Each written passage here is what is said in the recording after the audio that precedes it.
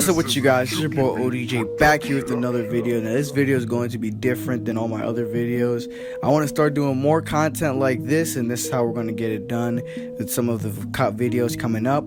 Now we're going to start with the award season predictions video. Let's get it, man.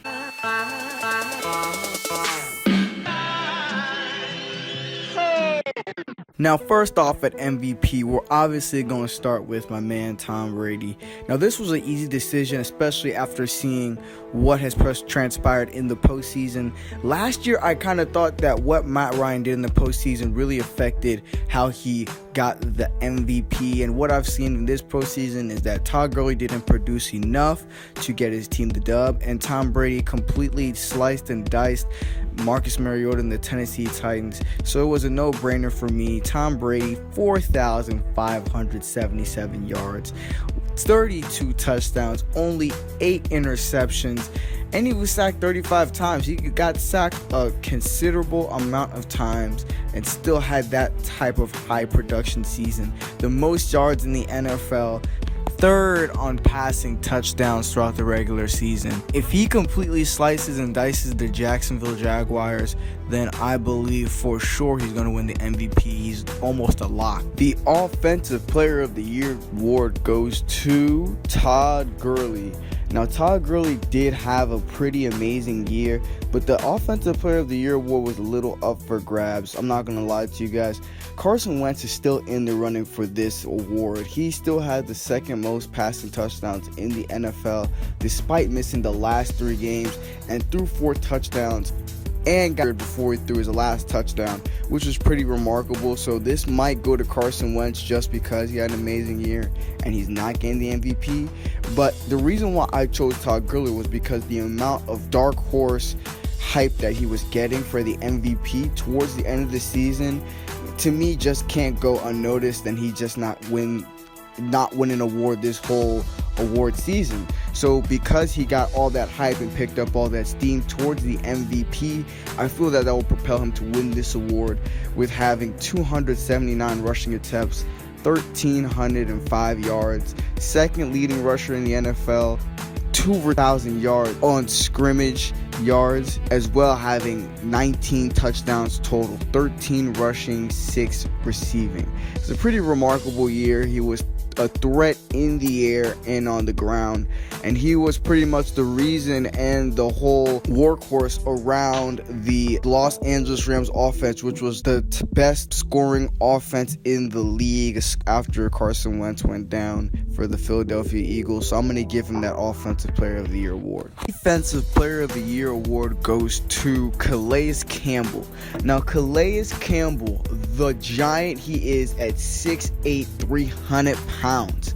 He is the Defensive Player of the Year. He was on the best defense and probably the best player on that defense if you combine his size, his skill, his mentality to go and knock down the quarterback, and also his experience as well. He led that defensive front seven, that defensive line, and was probably the main and biggest disruptor on that defensive line, which opened up everything else for everybody, for Dante Fowler, for the linebackers, Miles Jack and Telvin Smith to go in and make plays, for Ngakoue to not have double blocks on the edge, for also Malik Jackson to make pressure as well.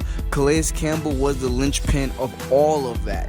He is the best player on the best defense, would put up the second most sacks this year in the NFL at 14.5, and he also deflected 3 passes and made 67 combined tackles, 3 forced fumbles as well. He even had a 5-sack game in the beginning of the year, setting the tone for this defense.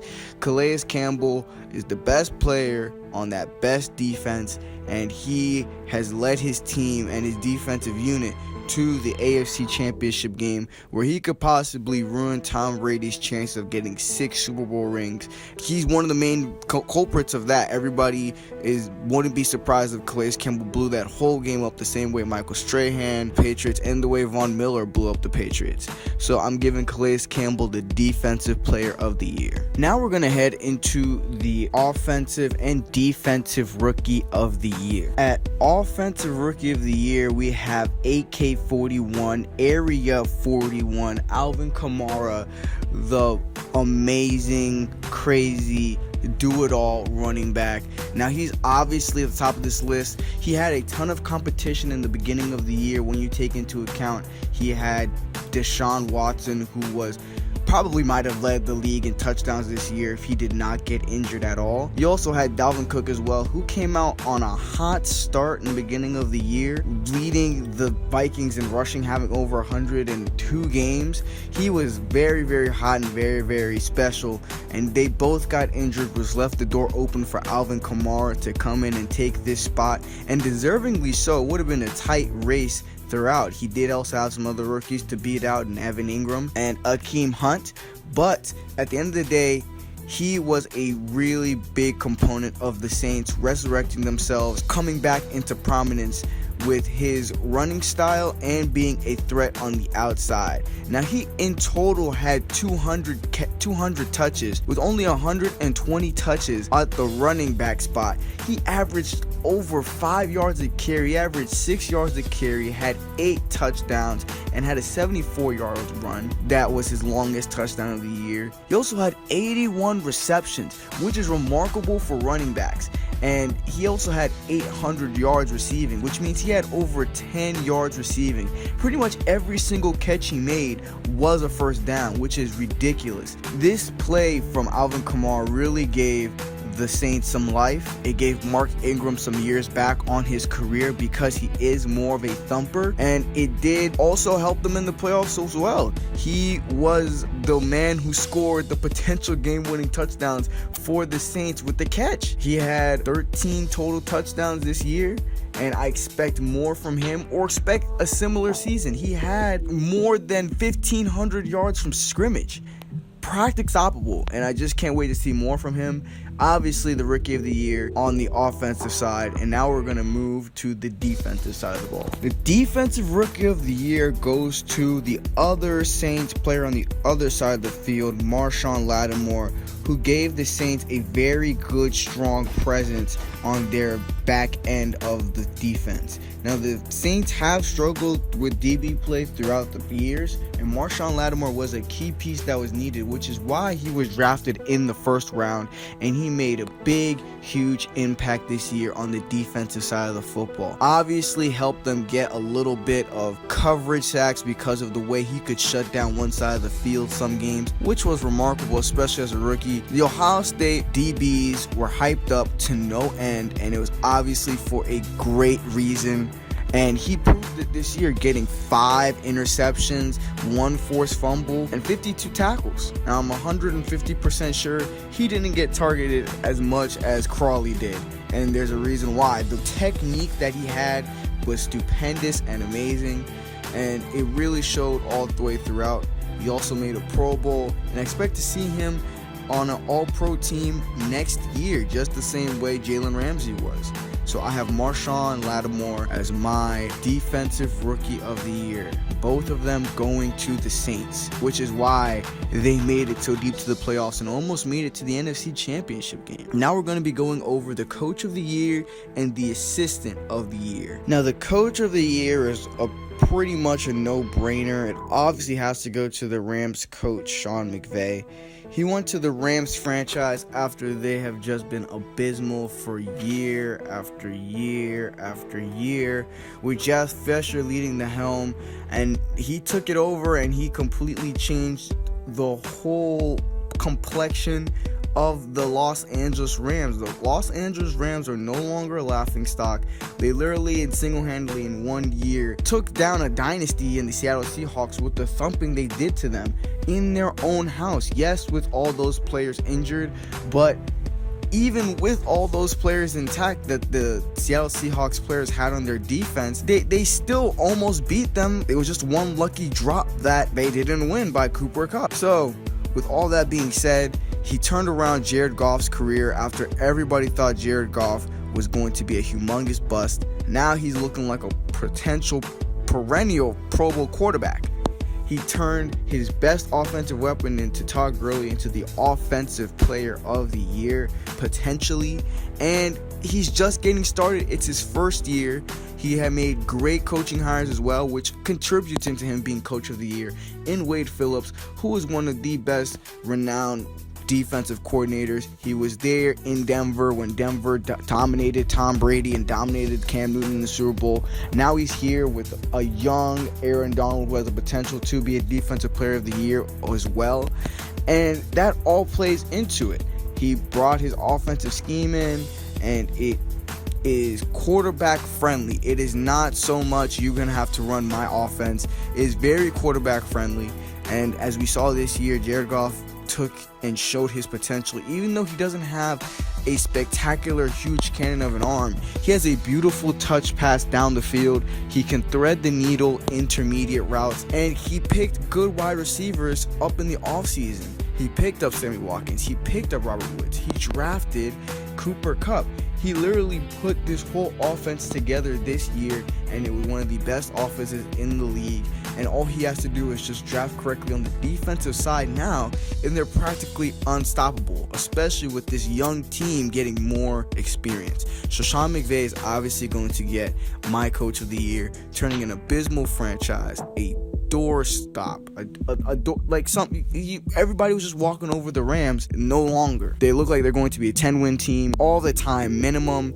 Hopefully they're able to find a 1-2 punch with Todd Gurley so he doesn't have to carry huge amount of touches like Le'Veon Bell is, so they can preserve his body. But he is just getting started and is probably going to continue winning in that division. So Sean McVay is the obvious coach of the year, probably the youngest coach of the year ever in NFL history. Now we're going to move on to the assistant of the year. And last but not least, the last award of this video, the assistant coach of the year, is going to none other than Pat Shurmur of the Minnesota Vikings. Now, Pat Shurmur has turned Sam Bradford, has turned Case Keenum into household names, into players that garner first round pick if they want to be traded to another team.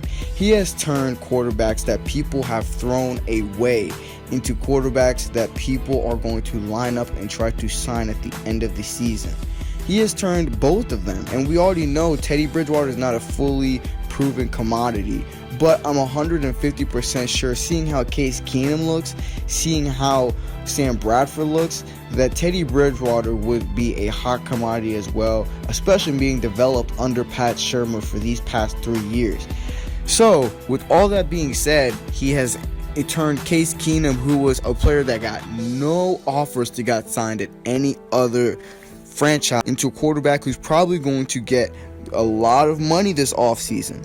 He has turned Sam Bradford into a quarterback that people were very, very iffy on, into a quarterback who is now respected because he had one of the highest completion percentages in NFL history. Pat Shurmur did this. Pat Shurmur has turned an offense that was nothing to really sneeze at into an offense that can put up more than enough points for its defense to come in and take care of the rest of the game for them. They have drafted well. He's also developed these wide receivers as well, made very, very friendly offenses for these wide receivers in Stephon Diggs and Adam Thielen. Also having the good eyesight of picking up Adam Thielen and integrating him into the offense to the point where now he's one of the highly guarded receivers in the NFL, most likely a top 10 after this year. Pat Shurmur did all of this. Pat Shurmur constructed this offense, and no one really expected this from Case Keenum or Sam Bradford, or this offense without Dalvin Cook or Adrian Peterson. And they just keep losing players, and he just keeps rising and shining. Don't be surprised if the Vikings pull out some crazy plays for the NFC Championship game and the Super Bowl if they make it, because Pat Shurmur is a great mind. That's why he's also getting a head coach job. Typically, I don't know why it is this, but the assistant coach of the year typically always gets a head coaching job. Last year, Kyle Shanahan was the coach of the year, deservingly so, turning Matt Ryan, who only scored 20 touchdowns this year, into a 40-touchdown quarterback and an MVP, and now he's the coach in San Francisco. And Pat Shurmur looks like he's going to take the Giants head coaching job, but I think he's still open to be looking. It's not 100% confirmed yet, but he's going to be a head coach before the next year starts. So he's my assistant coach of the year. Comment down below if you guys think I got any of these wrong. Don't forget to smash that subscribe button, smash that like button for me, and comment down below if you like this type of content. This is not the first time I've done this type of content. I did this type of content on a different channel. I haven't done it on this channel yet, and I want to start exploring to see if this will start, attracting more of you guys to my videos besides my reactions. I want to show you guys that I'm multifaceted and have some more talent other than, screaming on the throughout my videos and getting hype and breaking down some game film for you guys. The top 10 breakout players of this year is going to be very similar to this video, so be expecting for that. And also, I've been thinking about doing a top 10 disappointing seasons of this year. So the top 10 most disappointing players who performed this year. So comment down below if you guys want to see that video. I'm most likely going to have that video ready right after I finish the top 10 breakout video. And I'll catch you guys in my next video. Thank you for watching all the way through. If you did, like I said, don't forget to like, comment, share, and subscribe to the boy. And I'm out. Deuce.